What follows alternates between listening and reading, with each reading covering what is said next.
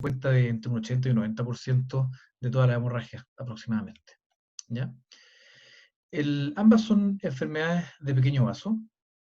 En la hemorragia hipertensiva, la hipertensión crónica, no la hipertensión aguda, produce un daño en las arterias penetrantes, donde desde el punto de vista patológico se observa hiperplasia de las células musculares, reemplazo por colágeno, entre otras cosas que vuelven las arterias más frágiles y susceptibles a romperse. En cambio, la angiopatía amiloidea también es un daño de pequeños vasos, pero a diferencia de la hemorragia hipertensiva, donde se dañan las arterias de los territorios profundos, en la angiopatía amiloidea tenemos un daño en las arterias pequeñas superficiales, ¿ya? Arteriolas corticales y leptomeningias, por depósito de amiloides. Esta angiopatía amiloidea es importante destacar que es una forma localizada de depósito de amiloide a nivel encefálico. No la vemos en pacientes que tienen amiloidosis sistémica. La hemorragia hipertensiva es la causa más frecuente de hemorragia entre los 45 y 60 años, mientras que la angiopatía amiloidea tiene que ser siempre su primera sospecha en adultos mayores, ¿ya? Aquí tenemos un ejemplo de las arterias que son dañadas en la enfermedad hipertensiva, las arterias penetrantes que nacen de la basilar, las arterias penetrantes que nacen de la rama de la arteria cerebral media, y por lo tanto va a producir hemorragia en estos sitios, en el putamen, la cabeza del caudado, tálamo, el puente, ¿ya? Y también no se sabe muy bien por qué, porque no hay arterias penetrantes, pero también pueden haber hemorragias en el cerebelo. Aquí está otra diapositiva que ejemplifica lo mismo. Estos son los sitios que llamamos típicos de hemorragia hipertensiva. Cabeza del caudado, putamen, tálamo. Estas dos, tálamo y putamen, son las más frecuentes, la base del puente y el cerebelo. Y aquí es bien importante mencionar que cuando hablamos de hemorragia típica cerebelosa, estamos hablando de hemorragia del núcleo dentado, ¿ya?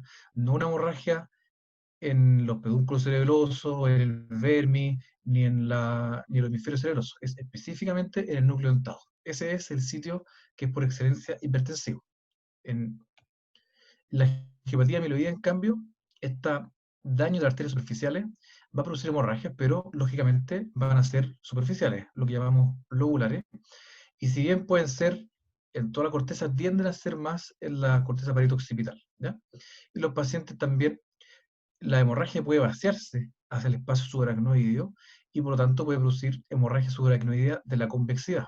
Con esto me refiero a una hemorragia subaracnoidea eh, bien superficial, a diferencia de la hemorragia subaracnoidea propia de la rotura de aneurismas, que es en la cisterna de la base. Y esta misma hemorragia subaracnoidea que se produce muchas veces no se reabsorbe por completo y queda esto que llamamos una siderosis superficial, que en el fondo también son marcadores de angiopatía amiloidea, ¿ya? Asimismo, pueden haber microhemorragias que van a ser superficiales. Entonces, ¿cuáles son las claves para diferenciar estas dos hemorragias que van a ser las más frecuentes? Lo primero, la hipertensiva en general, si bien pueden ser adultos mayores, van a ser pacientes menores de 65. Vamos a esperar que, obviamente, no todos los pacientes se controlan, no todos tienen antecedentes, pero debería estar el antecedente de hipertensión arterial. Y ojo que, en general, cualquier accidente cerebrovascular o incluso cualquier lesión con efecto de masa, independiente de la etiología, va a producir hipertensión, una descarga hiperadrenérgica. Que el paciente llegue hipertenso no es sinónimo de que el paciente tenga una hemorragia hipertensiva, pero sí algo bien típico que vemos es que es una hipertensión que cuesta manejar. Hay que darle 2, 3 antihipertensivos, 4, 6, y los pacientes siguen hipertensos, ¿ya? Muchas veces vamos a encontrar estigmas de daño hipertensivo crónico, ya sea a nivel encefálico, la leucorrhiosis, que es esta hipodensidad de sustancia blanca mal definida que podemos ver en el escáner o en la resonancia en la secuencia T2-FLAIR. Vamos a ver también infartos lacunares muchas veces, que en el fondo reflejan también que hay daño de los vasos pequeños por hipertensión, pero también podríamos encontrar estigmas de daño hipertensivo en otros órganos, por ejemplo, hipertrofia ventricular, insuficiencia renal, etc., ¿ya? Y en las imágenes, las hemorragias van a ser profundas en estos sitios típicos que les comenté recién, y pueden haber también microhemorragias que también van a ser profundas. Con microhemorragia nos referimos a pequeños focos de hemorragia que no se ven en el escáner y que se detectan solo en secuencias de resonancia que están diseñadas para potenciar la visualización de productos como la sangre, ¿ya? El fondo de la secuencia gradiente o susceptibilidad. En la angiopatía mieloidea, en cambio, la vamos a sospechar en adultos mayores. Existen formas familiares, pero son súper raras allá. Habitualmente la enfermedad esporádica es en adultos mayores. Los pacientes, si bien no es exactamente el mismo amiloide que el del Alzheimer, muchas veces los pacientes también tienen deterioro cognitivo. Más o menos un tercio, la mitad de los pacientes tienen, al momento del debut de la hemorragia, deterioro cognitivo. Entonces, eso también es un elemento clínico que es súper potente y que nos aumenta la sospecha de que estemos ante una angiopatía amiloidea, ¿ya? Los pacientes a veces, esto hay que preguntarlo dirigidamente porque no lo cuentan, pueden tener algo que se llama amyloid spells, que se refiere a síntomas sensitivos positivos, espontáneos y transitorios, que suelen ser el reflejo de justamente la siderosis. A la medida que queda siderosis, eso produce algún grado de irritación cortical y se gatilla una onda de propagación lenta, que es muy similar fisiopatológicamente al aura, ¿ya? Y en el fondo los pacientes van a referir hormigueo, parestesia, espontáneamente a los 30, 60 minutos, ¿ya? En este contexto también, muy sugerente a angiopatía amiloidea. Y las imágenes dijimos que vamos a tener hemorragias lobulares, también puede haber microhemorragia, pero a diferencia de la hemorragia de la enfermedad hipertensiva, las hemorragias van a ser superficiales. Vamos a tener leucoriosis, eso en general es algo común en cualquier enfermedad vaso pequeño, independiente de la etiología. Y como les comenté antes también, podemos tener hemorragia subaracnoidea en la convexidad o la siderosis, que es lo mismo, pero por así decirlo, crónico, ¿ya? Aquí tenemos, por ejemplo, el caso de un hombre de 71 años que llegó por una hemorragia en el núcleo octavo, un sitio típico hipertensivo. El paciente tenía antecedentes de hipertensión arterial, tenía también esto que se ve acá, tiene infartos lacunares antiguos, y tenía esta leucoriosis, esta rarefacción, esta hipodensidad mal definida, periventriculares de sustancia blanca, que todo orienta a que el fondo un paciente que ha estado expuesto a hipertensión por mucho tiempo, ¿ya? Este otro paciente, en el mismo caso, pero si uno quisiera hacer una resonancia, en el fondo va a haber, podría haber, no siempre, pero podría haber microhemorragia profunda, ¿ya? Hay otro caso, este es un hombre de 68 años que, a diferencia de otro, tiene una hemorragia también, pero es lobular, ¿ya? Eh, y lo que quería destacar acá es, además de ser un sitio típico para hipertensión, el paciente tenía hemorragia en los surcos, es decir, tiene hemorragia subaracnoidea a la convexidad. En este escenario es muy, muy potente para pensar en una angiopatía amiloidea, ¿ya? Y no el mismo paciente, pero si quisiéramos hacer una resonancia para salir de las dudas y buscar estos otros estigmas de angiopatía amiloidea, vamos a encontrar esto que es siderosis superficial, por ejemplo, ¿ya? Así se ve, fíjense, toda esta eh, hipointensidad bien marcada que sigue el trayecto del surco, ¿ya? Esto es la siderosis superficial. En el fondo quiere decir que el paciente en algún momento en su vida tuvo hemorragia subaracnoidea. Y aquí así se ven las microhemorragias, que en el caso de la angiopatía amiloidea, que a diferencia de otros pacientes, es superficial, ¿ya? Ahora, brevemente, un listado de algunas causas secundarias. El diagnóstico diferencial es bien amplio en realidad. Siempre, por supuesto, tiene que plantearse que esto no sea un infarto con transformación hemorrágica, ¿ya? Pero con una buena imagen podrían diferenciarlo. Van a ver el infarto en general en un territorio vascular arterial, si es que un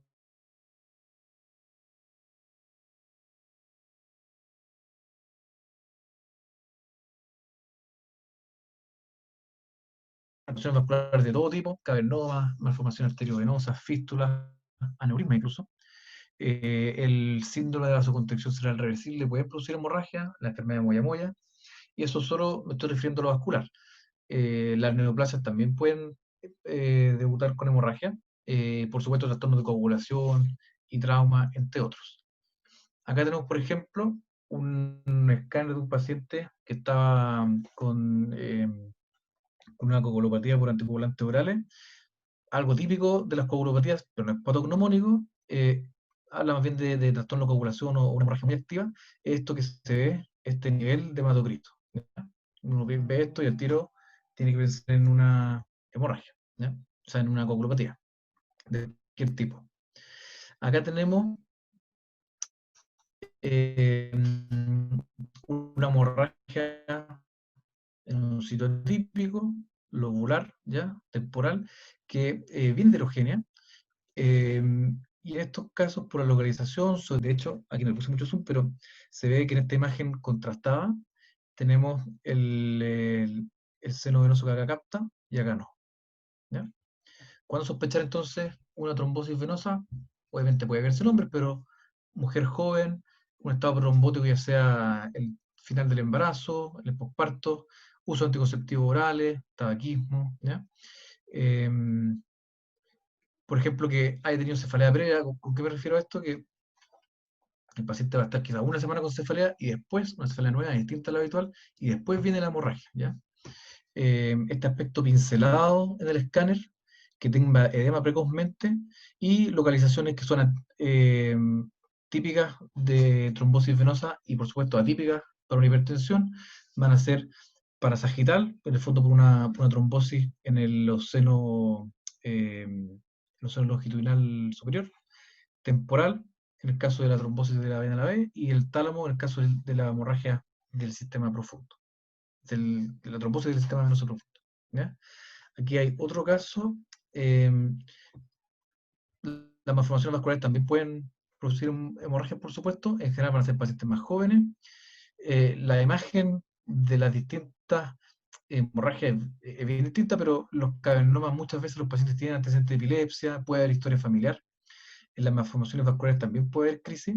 Eh, y algo que es bien útil cuando vemos hemorragias superficiales es ocultar el cráneo. O que el paciente refiere a un tinnitus pulsátil, porque si uno escucha un soplo craneano, o el paciente refiere a un tinnitus pulsátil, es decir, que calza con el pulso, eso habla que probablemente hay un chant de alto flujo, y en este contexto uno aumenta muchísimo la sospecha de una fístula arteriovenosa dural. ¿Ya? Y los aneurismas, si bien típicamente sangran en la cisterna de la base, también pueden producir hemorragia o simular hemorragia intracraneanas, como en este caso, que en el fondo la hemorragia se localiza en la cisterna silviana, pero a veces pueden quedar con efecto de masa y parecer una colección. ¿Ya? Aquí tenemos otro caso de un tumor, ¿ya? Eh, obviamente si tiene antecedente de cáncer, es muy sugerente, pero en el fondo, si el paciente tiene edema vasogénico precozmente o tiene edema de papila en el momento del debut, quiere decir que probablemente hay un proceso subyacente que viene de más tiempo. ¿Ya? Normalmente en los días siguientes las hemorragias intracraneanas hipertensivas pueden producir edema, pero no al momento del debut. Entonces, eso es un gran signo de alarma para pensar y buscar una neoplasia. ¿Ya? Que el paciente tenga mucha desviación de la línea media y que esté relativamente bien y consciente, también habla más de un tumor, en el fondo, de un proceso que lleva más tiempo y ha sido más tolerado. ¿Okay? El trauma también es una causa típica de hemorragia en sitios atípicos. En estos casos es más fácil, en el fondo vamos a ver muchas veces signos de daño de partes blandas o fracturas locales, y acordarse que las hemorragias pueden ser tanto en el sitio del golpe como el contragolpe. ¿Ya? Ese es uno de los mecanismos de hemorragia en el trauma, el golpe directo y el golpe indirecto. ¿Ya? También existe otro mecanismo que se llama el cizallamiento, que se refiere a que en el trauma muchas veces hay hay que recordar que la superficie de la base del cráneo es rugosa, y por lo tanto el movimiento anteroposterior del cráneo sobre esta base rugosa puede producir hemorragia, que en el fondo va a ser justamente en relación con la fosa craneana. Entonces vamos a ver hemorragias temporales basales o frontales basales. ¿Ya?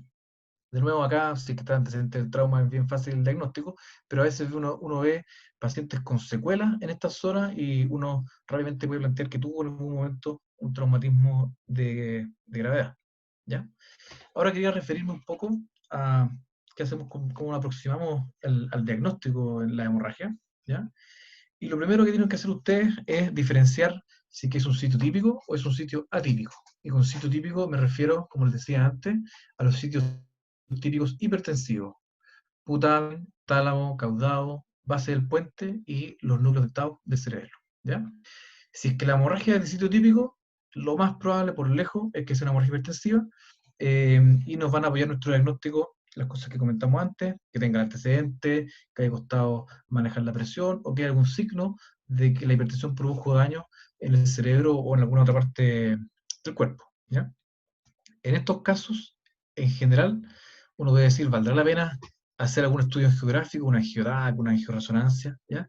Y eso está estudiado, y la verdad es que los pacientes hipertensos, incluso los jóvenes, ¿ya? Es muy, muy, muy bajo el rendimiento de la angiografía, ¿ya? A diferencia, por ejemplo, una hemorragia en un paciente normotensivo, en los pacientes hipertensos es, con hemorragia profunda en sitios típicos, es muy inhabitual encontrar una malformación o algo así, ¿ya? Así que en general, para un paciente así, basta un escáner y con eso hacemos el diagnóstico, ¿ya? Igual se recomienda en pacientes muy, muy jóvenes, menores de 40 años, hacer estudio vascular, ¿ya? Pero cada vez vemos más hemorragia hipertensiva en pacientes jóvenes, porque cada vez vemos también más obesidad, diabetes, hipertensión en pacientes jóvenes, ¿ya? Así que el mensaje, sitio típico, paciente hipertenso, bastaría en estricto rigor con un escáner y quizás en pacientes más jóvenes, menos de 40, plantear un estudio de una imagen vascular, pero aún así es muy improbable que salga algo alterado, ¿ya? Si está en un sitio atípico, es cierto que todavía podría ser hipertensiva, ¿ya? Más o menos entre los 40 y los 70 años, la mitad de la hemorragia atípica sigue siendo hipertensiva, pero cuando estamos en una hemorragia en esta localización, estamos obligados a abrir nuestro abanico de diagnósticos diferenciales, ¿ya? Si es que la hemorragia es lobular, probablemente vamos a pensar, y sobre todo en un paciente mayor, vamos a pensar como primera opción en una angiopatía amiloidea. Vamos a buscar estas cosas que yo le comentaba, que tenga deterioro cognitivo, que tenga historia de estos fenómenos sensitivos transitorios, hemorragia de la convexidad, ¿ya? Y si nos sigue quedando la duda, vamos a hacer una resonancia, ¿ya? En estricto rigor, para hacer el diagnóstico de angiopatía amiloidea, ustedes necesitan resonancia. Necesitan buscar otros signos como la siderosis o la microhemorragia superficial, ¿ya? Obviamente, esto lo hacemos con el contexto. Si el paciente es muy mayor, está muy deteriorado, no nos va a cambiar ninguna conducta, lo dejamos como posible angiopatía amiloidea. Pero si en estricto rigor ustedes quieren hacer el diagnóstico, deberían solicitar una resonancia magnética para buscar estas cosas, ¿ya? Si es que no les parece hemorragia primaria, ya sea hipertensiva ni angiopatía amiloidea, ahí está todo este diagnóstico diferencial que conversamos, y en general estos pacientes sí va a ser importante hacer una imagen vascular, fijándose no solo en la fase arterial, sino también en la venosa, pensando en una trombosis, ¿ya? Si es que ese estudio sea negativo, en general el siguiente paso es hacer una resonancia para buscar, por ejemplo, un tumor subyacente. Y si aún nos quedamos con la duda, muchas veces hacemos angiografía, porque puede ser, en el fondo, la angiografía es mucho más sensible para detectar malformaciones vasculares que a veces no se van a ver bien con un estudio, la etapa, con un estudio vascular no invasivo, ¿ya? Y si es que aún así todo sea negativo, obviamente dependiendo del caso, estamos hablando de pacientes que nos interesa, que no quedaron muy secuelados, que queremos aclarar bien la causa, lo que hacemos en general es repetir la resonancia y a veces repetimos incluso la angiografía.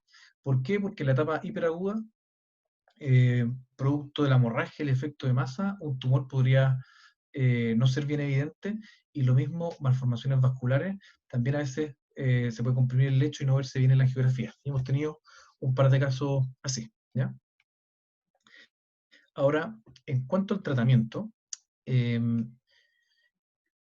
la hemorragia hipertensiva, sí, en fondo es una emergencia neurológica y hay que tratarla como tal, y aplican, por supuesto, los mismos principios que aplican al paciente neurocrítico. El ABC, monitorizarlo en una unidad de intermedio, al menos ya. Van a aplicar los mismos principios del manejo de la hipertensión intracraneana, evitar el valsalva, reposo, 30 grados, línea media, tratar de favorecer el drenaje venoso, no colocar drenaje en la yugular, sino ojalá en la subclavia para no interferir con el drenaje venoso, si es que el paciente está con muchos signos de hipertensión intracraniana, terapia hiperosmolar, etc. ¿Ya? Y por supuesto las medidas de neuroprotección clásicas, evitar la hiperglicemia, evitar la hipoglicemia y evitar la fiebre. ¿Ya? Es importante que estos pacientes queden, ojalá, en una unidad especializada. No pueden quedar en cualquier intermedio, esto está pero claramente demostrado, al igual que con los infartos, que hospitalizar a estos pacientes en una unidad de stroke disminuye, por ejemplo, la mortalidad, ¿ya? De hecho, lo mismo, pero visto de duro ángulo, la estadía prolongada en el servicio de urgencia es un predictor de mortalidad y discapacidad, ¿ya? O sea, estos pacientes tienen que ser rápidamente hospitalizados, rápidamente ir a unidad con experiencia, por supuesto, ¿ya? Ahora, ¿cuáles son los blancos a los que podríamos apuntar cuando queremos tratar una hemorragia independiente de la etiología? ¿Ya? Una de las cosas que más importa y que puede ocurrir precozmente es evitar el resangrado.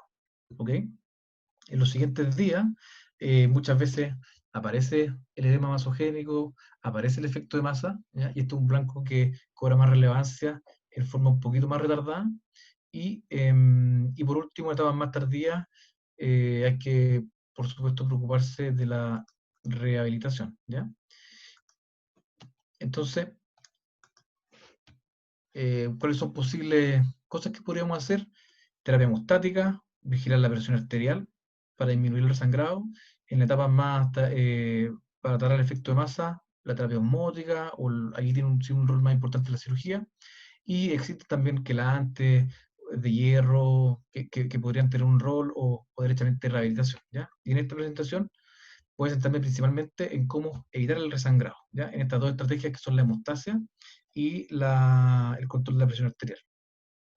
Eh, ¿Por qué es importante evitar el resangrado?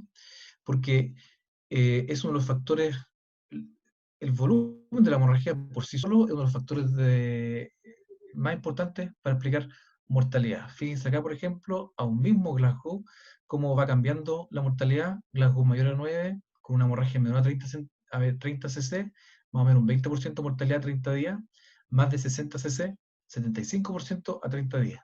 En cambio, un paciente que tiene un Glasgow bajo y una hemorragia más de 60, casi el 90% fallece a los 30 días, ¿ya? Es muy, muy importante, tiene una relación directa el tamaño de la hemorragia con la mortalidad precoz, ¿ya? Para que se hagan una idea, una pelota de ping-pong son 28-30 cc, una pelota de golf unos 40, ¿ok?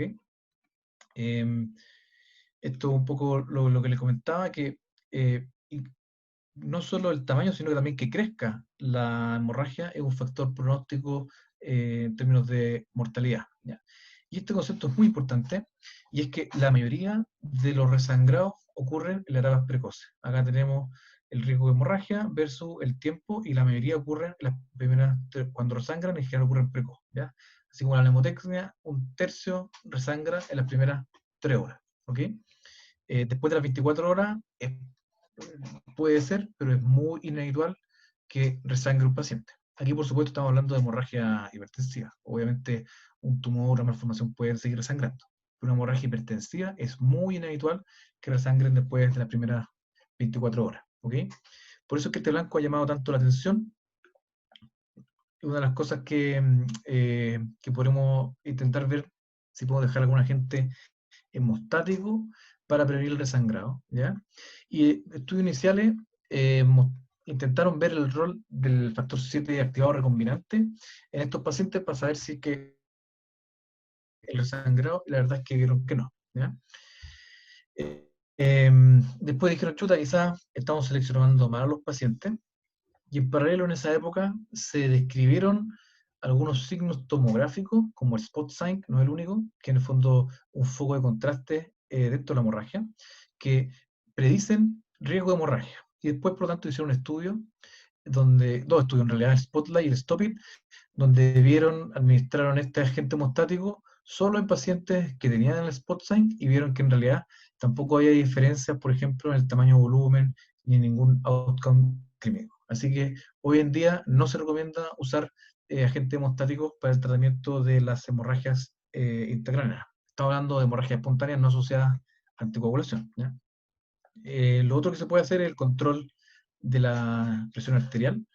Y aquí hay un punto que es bien importante, porque a diferencia del accidente vascular isquémico, en que bajar la presión sí puede tener un efecto deleterio, acá hay varios estudios animales y modelos experimentales que muestran que al bajar la presión no debería haber un efecto deleterio en los hematomas, y que al revés sí podría incluso ser beneficioso en términos de disminuir el riesgo de sangrado, ¿ya? Y de hecho, los primeros estudios fase 2 mostraron que bajar la presión disminuía la hemorragia y disminuía la mortalidad, ¿ya? Entonces, la evidencia en estudios preclínicos permitía pensar que no era riesgoso y que podía haber algún beneficio. Y así es como salieron estos dos grandes estudios, el Interact, el Interact 2, principalmente en la población japonesa asiática, y el ATACH 2, que ambos vieron el beneficio de, del manejo agresivo de la presión arterial, ¿ya? Es decir, un objetivo una sistólica menos de 140, precozmente en la hemorragia hipertensiva principalmente. El Interact 2 se centró en pacientes menos de las 6 horas, el Attach 2 menos de 4 horas y media. Tuvieron alguna diferencia porque el Interact incluyeron pacientes anticoagulados, acá no, ¿ya?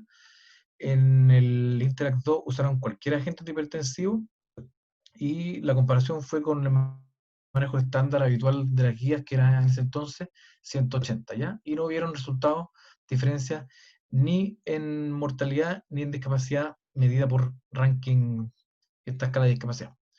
El ATACH 2 seleccionó al paciente un poquito más precoz. Dijeron quizás el problema antihipertensivo que le están usando, que usaron mucha metildopa, que no lo usan en Estados Unidos, entonces probaron con icardipino y la verdad es que tampoco hubieron diferencias categóricas en términos de mortalidad ni discapacidad. ¿Ya? Así que lo que sí es claro es que en términos neurológicos, por ejemplo, los pacientes no tenían mayor riesgo. ¿Ya? Sí hacían más falla renal, por supuesto, pero los beneficios es lo que siempre queda la duda si es que vale la pena ser agresivos con la terapia. ¿Ya? Y aquí es donde hay algunos autores que postulan que uno de los factores que explicarían, entre otras cosas, por qué estas terapias no han dado resultados es porque los pacientes deberían ser randomizados aún más precozmente. ¿Ya? Y aquí, por ejemplo, un trabajo que muestra que mientras antes o sea, mientras antes, si logramos disminuir la presión en las primeras 3 horas, el efecto es mucho más potente, ¿ya? Cosa que es lógica porque habíamos dicho que la mayoría de los pacientes resangran antes de las 3 horas. Entonces, probablemente, si un paciente llega a la urgencia con más de 3 horas de evolución, probablemente el paciente ya resangró, ¿ya? Y en ese sentido, es poco probable que haya un beneficio. Aún así, meta-análisis de estos dos trabajos, del Interact y del ATACH 2, sugieren que en los pacientes que tienen una presión menor a 140 podrían tener beneficio en términos de ranking si lo analizamos de otra forma. Tradicionalmente el ranking se analiza en forma dicotómica, es decir, cuántos quedan en la escala de ranking: 6 es muerte, 0 paciente perfecto, y de 3 en adelante discapacidad. Entonces el análisis tradicional del ranking es un análisis dicotómico en que compara los pacientes sin discapacidad, es decir, ranking 0, 1, 2, versus el resto, versus 3 o más. ¿Ya? En cambio, uno puede hacer una cosa que se llama un shift analysis, que es ver cuántos de los pacientes que eran 6 quedaron en 5, cuántos de los 5 quedaron en 4, cuántos de los 4 quedaron en 3, y así. Y analizando discapacidad bajo esta forma de analizar los datos, sí da positivo que los pacientes con manejo agresivo de la presión arterial en las primeras horas podrían beneficiarse. ¿Ya? Hay algunos que dicen que esto en fondo es un truco estadístico y que los estudios son negativos, otros dicen que sí, y yo personalmente creo que sí vale la pena, porque para un paciente estar en ranking que en el fondo es discapacidad leve, que requiere asistencia para algunas actividades, que en ranking 2, yo creo que sí es beneficioso. ¿Ya? Eso en cuanto al tratamiento, estos principios se podrían aplicar en realidad el de la terapia oncológica y de la terapia hipertensiva a cualquier hemorragia independiente de su etiología. ¿Ya? Obviamente, en la hemorragia secundaria hay que hacer un tratamiento específico dirigido a la patología subyacente. Por lo que les comenté antes, en el caso de una coagulopatía, revertir la coagulopatía, malformación con cirugía y así. ¿Ya? Unas pocas cosas sobre la reversión de la terapia anticoagulante. Si el paciente tiene las plaquetas bajas, transfusión de plaquetas, ¿ya? El corte, lo que se sugiere es 100.000.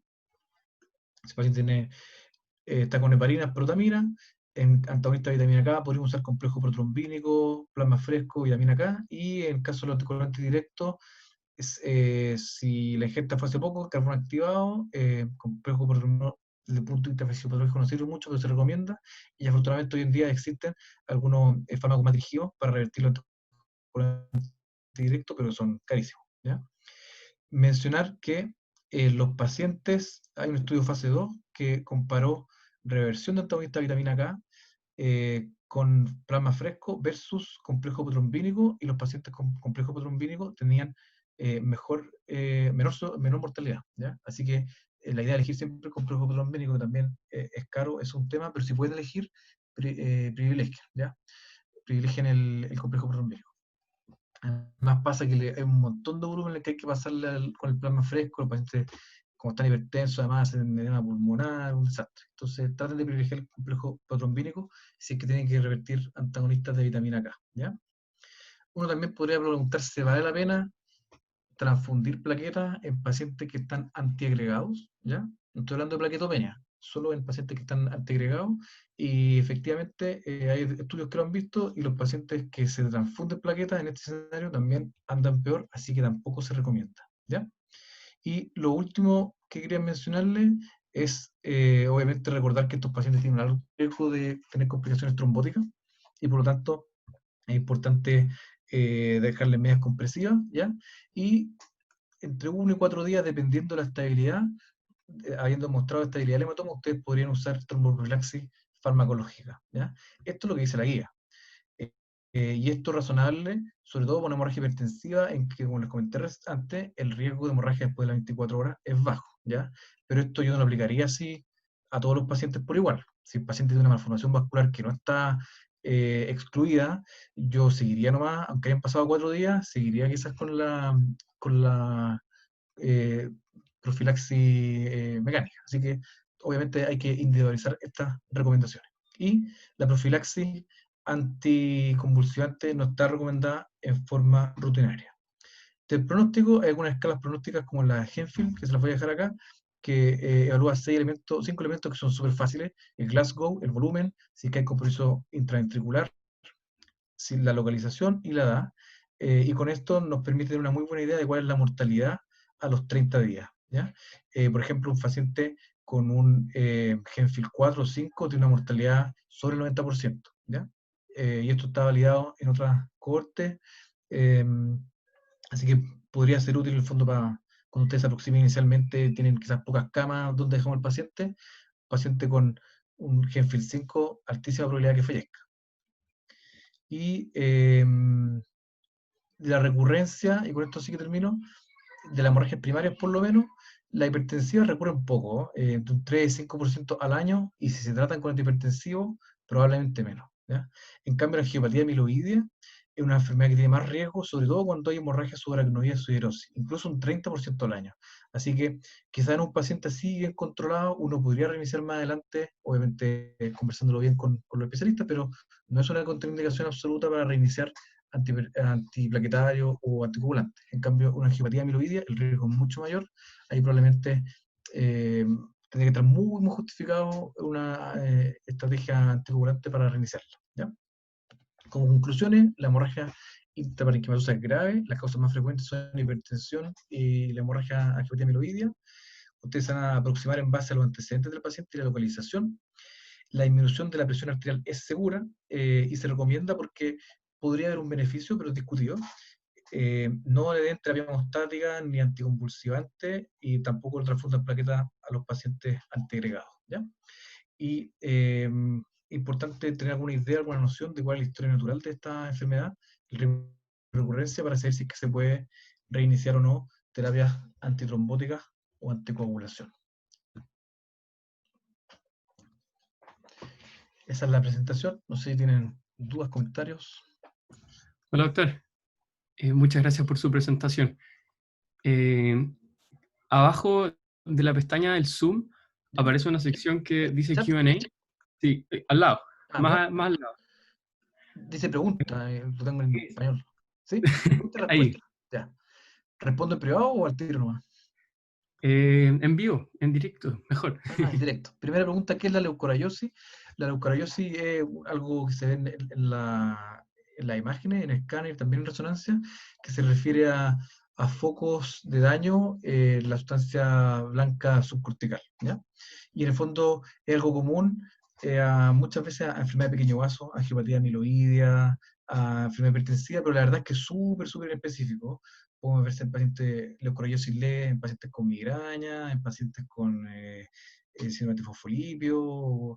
Así que es algo que en este contexto da puntos probablemente para angiopatía amiloidea o para hipertensión, pero pero no más que eso, ¿ya? ¿Cómo se diferencia una angiopatía amiloidea que causa hemorragia subaracnoidea de la convexidad de una trombosis venosa? Una buena pregunta, las dos pueden dar, pero ahí la diferencia va a ser con la imagen vascular. ¿Ya? Si yo tengo sospecha de una trombosis venosa, sin duda le voy a pedir una imagen con fase venosa, y eso es lo que me va a permitir hacer la diferencia. ¿Ya? Obviamente el contexto, un paciente muy muy joven, no voy a pensar quizás en una angiopatía amiloidea. ¿Cuál es la presión máxima permitida en un paciente con AVE hemorrágico hipertensivo? El corte tradicional es no más de 180, pero como conversamos en la clase, sobre todo si el paciente lleva menos de 6 horas o a la práctica menos de un día, nosotros tratamos de insistir en bajar la presión arterial a menos de 140. ¿Ya? Sabemos que no es peligroso y que podría haber un beneficio. También a veces nos pasa que estamos con 3, 4 hipertensivos endovenosos, aún así no logramos el target de 140, como tampoco el beneficio es categórico, no somos tan talibanes con perseguir el objetivo, ¿ya? Pero tratamos de hacerlo. ¿A qué estudio se refiere en hipertensión arterial cuando se habla de imagen arterial y venosa no invasiva? Puede ser una angiotac, ¿ya? O una angioresonancia. Obviamente es súper importante poner la sospecha diagnóstica, porque a veces no la hacen la fase venosa o la hacen mal, entonces conversar con los tecnólogos, con los radiólogos, que en este paciente sospechamos una malformación, en este otro sospecho una trombosis venosa, para que le hagan la imagen lo mejor posible. De ácido tranexámico, entiendo que hay algunos estudios, pero tampoco, hemorragia endometriosa tampoco tiene mucho error. Lo que se ha probado más, el, el, el, em, el factor recombinante activado, el factor 7. ¿Ya? Leí que una porción significativa de los pacientes con hemorragias tienen lesiones isquémicas, no contiguas a la lesión. En esos casos, la presión arterial tiene alguna complicación clínica. Ya. Claro, en estas enfermedades de pequeño vaso, tanto en la hemorragia hipertensiva como en la angiopatía amiloidea, puede haber también lesiones isquémicas, ¿ya? Y eso, de hecho, la otra cara de la enfermedad hipertensiva de los vasos pequeños es la enfermedad lacunar, ¿ya? Infartos lacunares. Lo que pasa es que no estamos acostumbrados a ver los infartos en la hemorragia hipertensiva porque habitualmente le hacemos un escáner y nada más. Pero seguro que si hacemos resonancia vamos a ver lesiones isquémicas. Y lo mismo ocurre en la angiopatía amiloidea.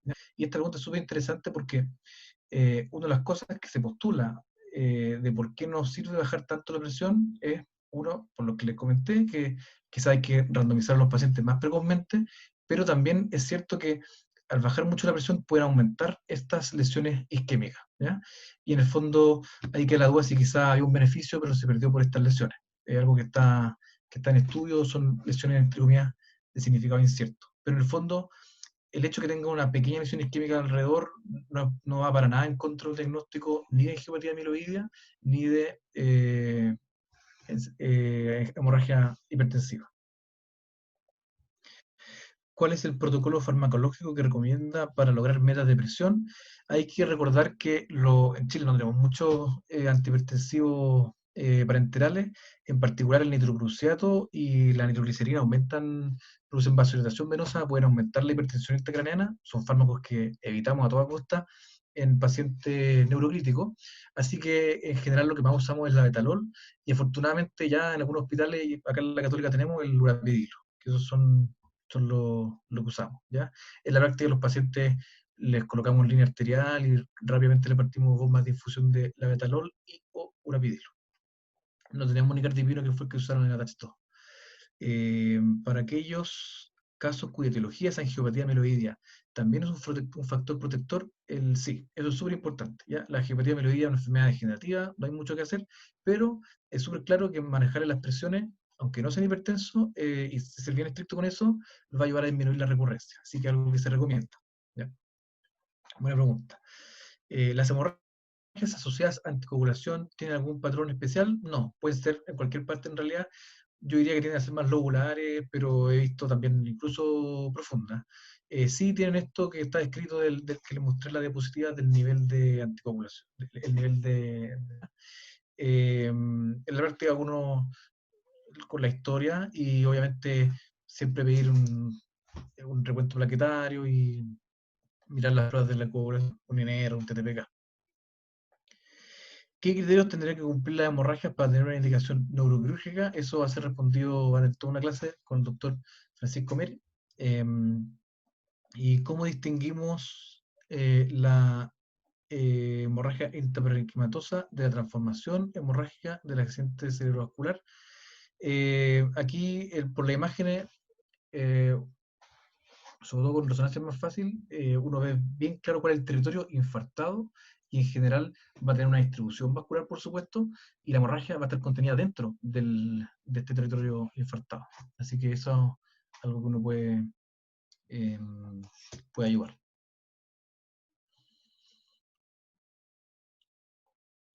¿Cómo se podría diferenciar de una hemorragia secundaria a una lesión con el TAC inicial? Si es que tú estás seguro de temporalidad y estás seguro que el paciente lleva pocas horas con la hemorragia y tiene mucho edema, eso es algo muy sugerente de una lesión neoplásica, ¿ya? Pero ahí necesitáis la historia, porque un escáner a los 5 o 7 días también va a tener edema, entonces ahí no te va a permitir diferenciar, ¿ya? Pero si tú sabes que la presencia de edema precoz es muy sugerente de alguna lesión subyacente. Y ahí lo que corresponde, ojalá, una resonancia contrastada, a veces aún así queda la duda, y finalmente el seguimiento, y bueno, y obviamente el contexto clínico, ¿ya? Paciente con antecedentes de cáncer, baja de peso. El edema que se refiere, ¿cuenta el papiledema visto el examen físico? Sí, también, porque eso habla un poco de un proceso de alguna hipertensión intracraniana de larga data. El papiledema no aparece de un día para otro. Entonces, eso también apuntaría a que una lesión que lleva más tiempo, por lo tanto, alguna neoplasia. Y lo mismo que la diapositiva, creo, si es que hay mucha desviación de masa, o sea, de línea media, y el paciente está despierto y súper bien, uno también pensaría que es un proceso crónico, que el paciente se ha ido adaptando y que por tanto podría tener alguna neoplasia subyacente. Eso sería, pues, doctor. Muchísimas gracias por su clase y Gracias a por usted querer participar y todo. por la invitación, los felicito, excelente iniciativa. Eh, Eso, gracias a todos. Chao, chao. Chao. Bueno, el resto del día nos acompañará el doctor Francisco Meri y nos hablará sobre hemorragia subaracnoidea, malformaciones vasculares y, y el rol que puede tener la cirugía y la terapia endovascular en el AVE. El doctor Meri se formó como médico cirujano en la UCED, donde luego hizo su especialidad en neurocirugía. Posteriormente, él hizo un fellowship clínico de cirugía cerebrovascular y luego uno de cirugía neuroendovascular intervencional, ambos en la Universidad de Illinois, Chicago. Doctor Meri, ¿me escucha? Sí, ¿cómo estás, Vicente? Muy bien, usted. Te deben haber felicitado a todos por tu iniciativa, pero te felicito de nuevo porque la verdad es que es una bonita actividad que estás haciendo y ayudas también a muchos estudiantes de medicina que muchas veces no tienen la capacidad para acceder ni a neurología ni menos a neurocirugía. Así que felicitaciones de nuevo por esta actividad. Encantado, doctor. Muchas gracias. Doc, una pregunta antes de que parta. Sí. ¿Prefiere que le juntemos todas las preguntas para el final o ir respondiéndolas a medida que vayamos avanzando, como tras la clase, me refiero? Si quieres, tal vez para hacerlo más dinámico, tal vez a menos que me atrase mucho, tú me avisas, quizás después de cada presentación algunas preguntas podría ser interesante. ¿Ya? Ya, perfecto. ¿Y un break como 5 minutos entre medio cada una o prefiere hacerlas todas de corrido? Como ustedes quieran, yo estoy bien, así que si quieren seguir de largo, encantado. Ya, perfecto. Adelante entonces, doctor. Muchas gracias. Voy a compartir la pantalla a ver qué se ve. ¿Se ve ahí? Sí. Ok. Perfecto. Bueno, la idea es que vamos a hablar ahora sobre hemorragia subaracnoidea. Este es un tema apasionante, por lo menos para mí, y en el fondo, primero, quizás deberíamos hablar un poco sobre qué es lo que es un aneurisma cerebral, por qué tratarlo y cuándo, cómo tratarlo, y aquí tenemos las dos opciones de tratamiento, que son